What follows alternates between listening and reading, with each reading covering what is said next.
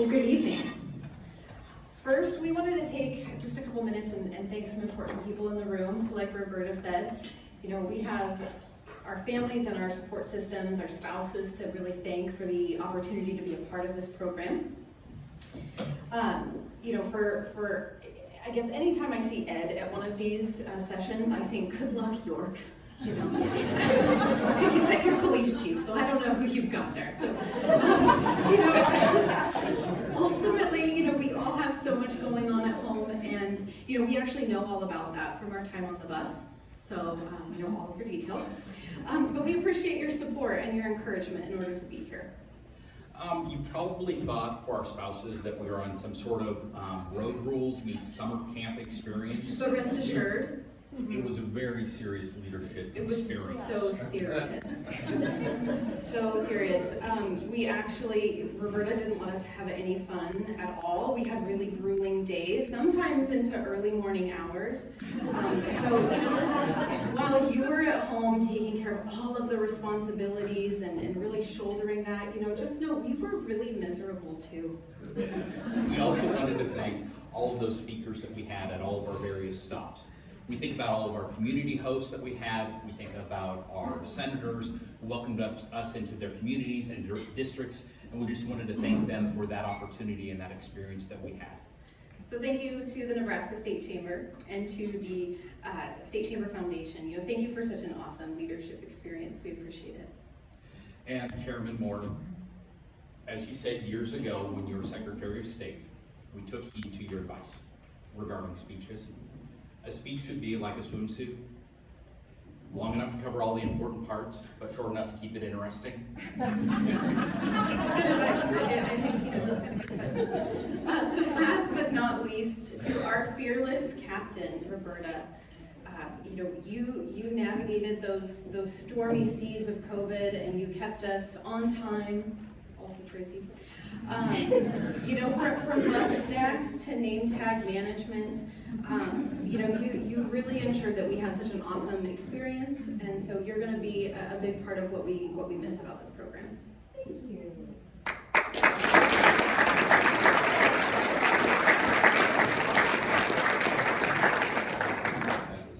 So tonight we're going to take you on a little journey, sailing the Prairie Sea. And I hope that you're really excited to listen to our experience. I'm going to try to make it as exciting as Roxanne really made stairs with the Capitol exciting. So, I didn't sew my own dress like she did, but I'm really going to try to give you my Roxanne.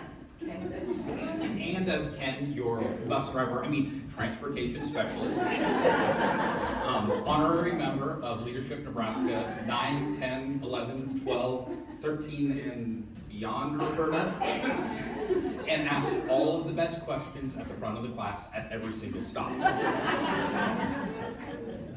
So our journey starts out in Nebraska City. It was that awkward first day at your new high school, and you get everybody in the room and you immediately assess all of the leadership profiles.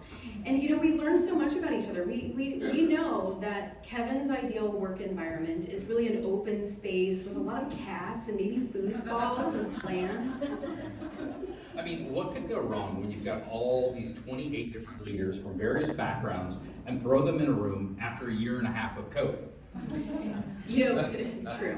So Roberta, she learned really quickly that we were not a shy group, and because we were so starved for that in-person interaction, our roar just kind of steadily rise and kind of maintained that for the whole session. So Roberta, part of your gift is a gift for future classes as well. It'll help you keep everyone in line, I think. No, we decided, since we're sailing across the Great Sea, that a bosun whistle would be the most appropriate device. Ship shape. Our first stop was Western Nebraska. Did you know that Western Nebraska starts in Gothenburg? We did on this trip. We learned that Bear likes to put cornfields in a robotic machine shed. We also learned that Doug doesn't even like to make the trip to his hometown. And no one likes the trip between North Platte and Lincoln better than Ben, after 4 trips down I-80 in 2 days. We also learned that sticking your face in a coal-burning furnace at Sutherland, there's never been such a rush. But when it comes to coffee beans in Oshkosh, no, you cannot have any green beans in Oshkosh. Please stop asking. You know, we actually saw grizzly bears on that trip multiple times, from Scotts Bluff to Paxton, and we did see some free-range peacocks and some free-range turkeys that I still have a strong aversion to. So which did you prefer, the grizzly bear at Ole's or at the zoo in Scotts Bluff? Ooh, that's a tough question, because dead seems so much safer. Our next stop took us to Kearney and Grand Island for the Tri-Cities, where Brenda ensured that we had the best cup of coffee to start the morning. The park systems are top-notch within the state, and there are amazing things going on with the University of Nebraska at Kearney and all the advancements that they're making there.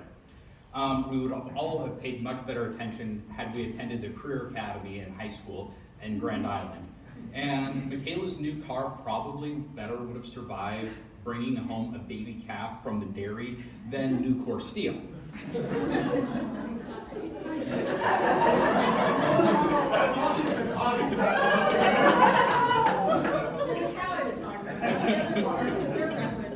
So to continue our journey, we went to Norfolk next, which So Andrea, what is it? Is it Norfolk or Norfolk or whatever? Norfolk? Oh, okay, it's Norfolk. Okay. We still haven't decided that.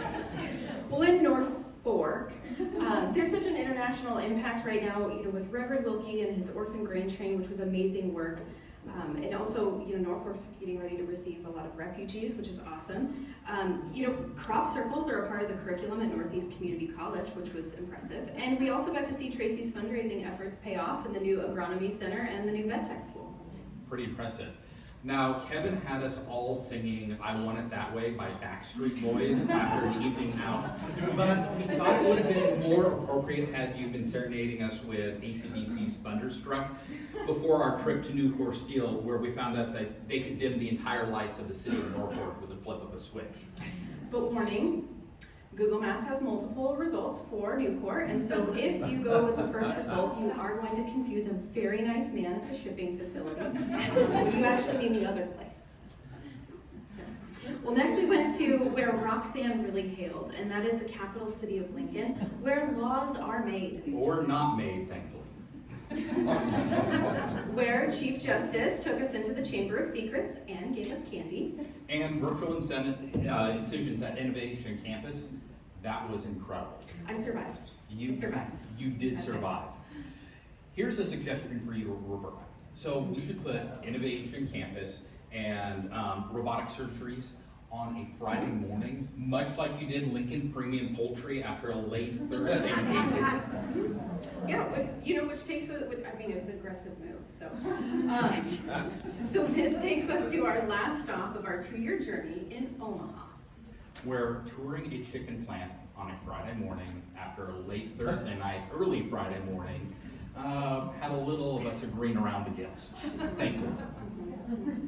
Well, we almost got to tour the updated StratCom building, but they are busy at this time. But we did get to visit the old StratCom building, and we actually got to see the room where Megan and Kevin and Doug pulled the strike button on us as class speakers. Yeah, that may have been a result of an early morning meeting on Friday morning. It was when all of the best ideas are By far, are come up with. especially approved. Yeah.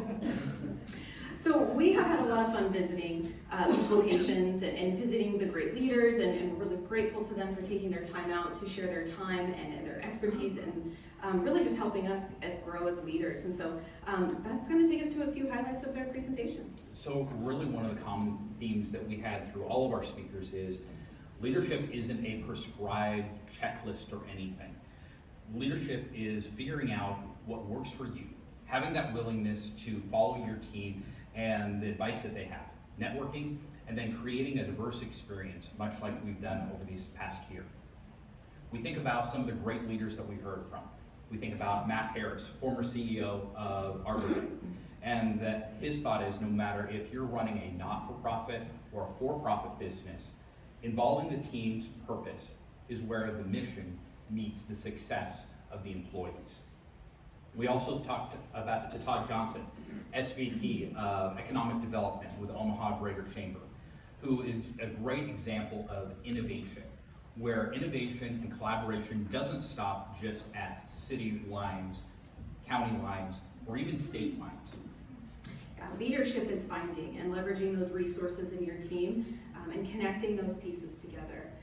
We think of Senator Williams and his willingness to address rural workforce, with partners from Scottsbluff to Pender to Crete to help build that statewide solution.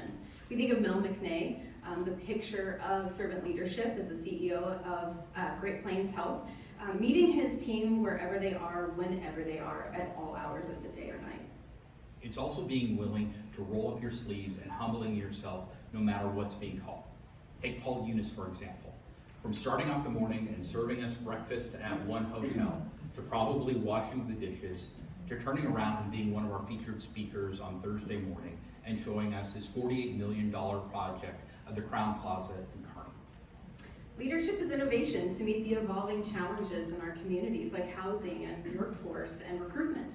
And we talked with a lot of mayors around the state, so from Norfolk, Fremont, Papillion, Kearney, North Platte, and their dedication to serving their communities and finding the right industries, it was really amazing. And so, housing is a significant concern, and it's all being addressed across the state in unique ways. So leadership is ultimately action. It's seeing the issues, the challenges, and being willing to stand up and make a difference and take charge of the situation. So workforce is a big opportunity. We have models to look at, though, from this program. From Norfolk's internship program to UNK's strong retention of their graduates. Our geological diversity is such an opportunity to attract workforce by expanding recreational opportunities and access. We are really big fans of Star Wars. Thanks, Speaker Helchers.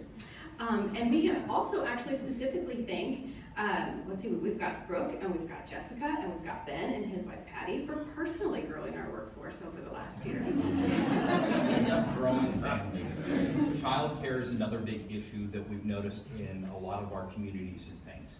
And there are great organizations, as far as policy organizations such as First 5 Nebraska or Lincoln Premium Poultry, that are taking unique approaches to addressing this issue that can be replicated around the state and leveraged for us for future generations as well. And we need to tackle housing, right? So take purpose-built communities in Omaha. What they're doing with placemaking and housing to bridge cultural gaps with multi-income properties and entrepreneurship is exciting. We can continue to address rural workforce by looking to programs like Rural Workforce Housing Investment Act, and those models exist from Gothenburg all the way to North Platte, Pender to Crete, just to name a few. We also know that our strength is in our position as a hub throughout the nation. From our ability as Stratcom to our ability to share our power with neighboring states and things during a polar vortex, shipping recycled steel products throughout the world, having the world's largest railroad yard with Bailey Yard out in North Platte, feeding the world through our agriculture and innovation, and the innovation that's occurring up at Northeast Community College and things, and also feeding the world through thought partners such as Orphan Grain Train based out of Norfolk as well. So sailing across our state has given us the perspective of the opportunities before us. So Nebraska plays a critical role in telecommunications, in industry, in water, in recreation, and entrepreneurship. So ultimately, the good life is calling for leaders like us. So to our classmates of Leadership Nebraska Class 13, thank you. Thank you for this opportunity. Thank you for the friendships and truly enriching this experience that we've all gone through by what we've put into the experience together. I think we can confidently say Nebraska Class 13 is the best class because it's the longest class, right? So it's not because we're slow, like Paul Turnus said one time, but we're the best class because we're the most dedicated class. We also wanted to thank the companies. Thank you for donating our time, the experience, to truly enrich this experience. It would have not been the same without all of us who participated, but we also know that it was a significant cost to our employers as well. So as we bring our journey across the prairie seas to a close and we return to our communities full of knowledge and excitement, we have one final parting gift. So one of the highest civic honors awarded to Nebraska citizens who contribute and promote the good life is that of admirals in the great Navy of the state of Nebraska.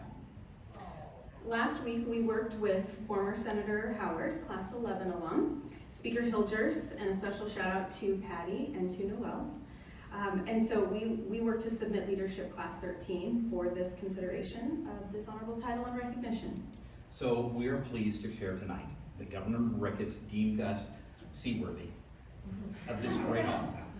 So we will join the ranks of former presidents, far as President Truman, President George W. Bush, President Ford, President Ronald Reagan, and the great Tom Osborne. Basically the president. Of this great honor. So as we've navigated the seas of the Sea of Nebraska over these past 2 years, we're charged with the betterment of our communities and continuing that journey across the state. Yeah, so remember, we may be the most landlocked state, but we are forever united as admirals on the great seas of Nebraska. And as Lisa always says, we put the ship in leadership.